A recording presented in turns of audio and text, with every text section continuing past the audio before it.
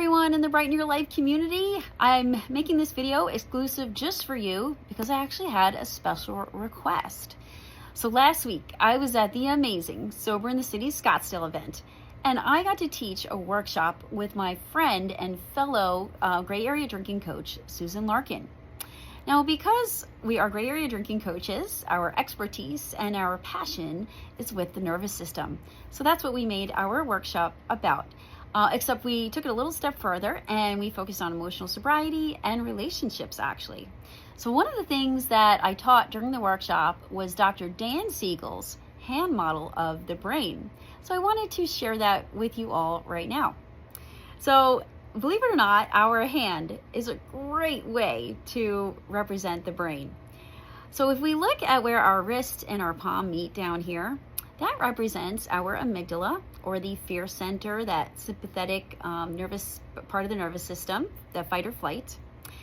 And if we look at the thumb, this is our limbic brain, or also known as our emotional brain. And then our fingers up here represent our prefrontal cortex, which is our logical brain. Now, when everything is connected, when we've got the fingers wrapped around the thumb there and we're making a fist, that means our nervous system is regulated and we can make decisions from our logical brain, and everything is online and communicating. That's a good place to be. Now, because we are human, having a human experience, we are all going to get dysregulated from time to time, and that is perfectly okay. There is nothing wrong with that.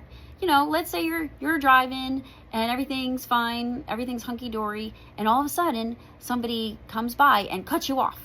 Well, your nervous system is going to have a reaction to that because it's always detecting threats every second of every day. And when we do get dysregulated, we say that our lid flips. And when our lid flips, see the fingers that represent the prefrontal cortex, that logical brain, they actually go offline. They have left the building. And that means that we are being run by the animal brain and the fear center right here, that sympathetic nervous system. And when we're being run by our animal brain, you know, it's just, we can't really make those logical decisions that we would make if everything was connected.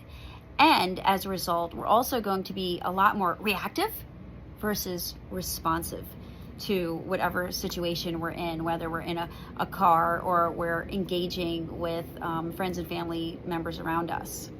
So even just noticing that your lid has flipped is huge. It's a really great practice for nervous system regulation. I love the word noticing too, because noticing what's going on in your body it's a great practice, and it really helps nervous system regulation. And when you notice what's going on in your body, when you notice you're dysregulated, when you notice that your lid is flipped, then you can actually do something about it. Just those few nanoseconds of noticing is huge. So being able to recognize and notice that you're just dysregulated is a really great practice. And that is something, the practice of noticing is something great to have in your, something to notice daily, something to practice daily. So if we want to get regulated again, and we want to bring the fingers back so that we can make logical decisions instead of reactive ones, there are some great practices that you can do. And as a gray area drinking coach, again, so yes, my focus is on the nervous system and also physiology. Because when we get into that animal brain, the animal brain doesn't understand language. The animal brain is actually sits right back here. It's the most ancient, oldest part of our brain. And because it's so old, it doesn't understand language, not like the prefrontal cortex, which sits up here, which is actually a newer part of our brain in terms of evolution. If the animal brain doesn't understand language, then what does it understand? Sensations, so the five senses, aka the body, and emotions. So during the workshop, we actually taught some really great nervous system regulating practices. We went over some breathing exercises.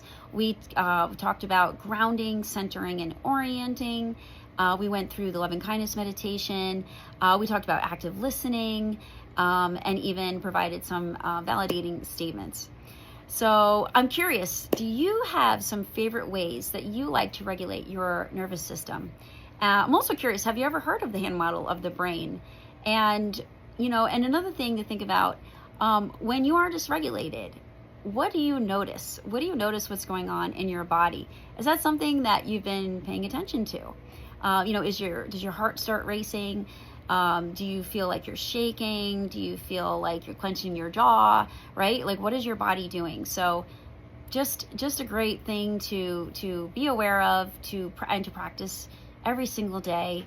And if you have any questions, please leave a comment below or reach out to me. So I want to thank you so much for watching this video, for taking this journey with me. And as always, I'm rooting for you.